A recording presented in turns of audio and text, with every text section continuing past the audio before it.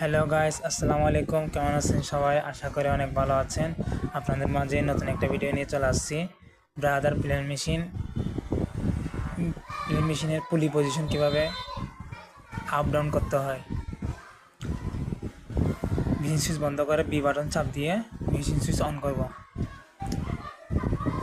এখন আমরা প্রোগ্রামে ঢুকছি। প্রোগ্রামে ঢুকে এখন দেখতেছি পুলি পজিশন 6-এর মধ্যে আছে। এখন আমরা জিরো করে দিব। জিরো করে দিয়ে পুলি পজিশন কোথায় থাকে এখন দেখবেন। এখন মেশিন চালাবো। দেখেন এখানে আছে পজিশনে, কোথায় আছে পুলি পজিশন, এই দাগটা মার্কটা এই জায়গায় আছে। এখন আবার সুইচ বন্ধ করব, বিভাজন চেপে দিয়ে আবার চালু করব।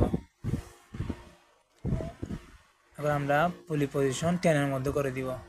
10-এ করে দিয়ে ইন্টার চাপ দিয়ে মেশিন এখন চালাবো। দেখেন এখন পুলি পজিশন কোথায় আসছে। পুলি পজিশন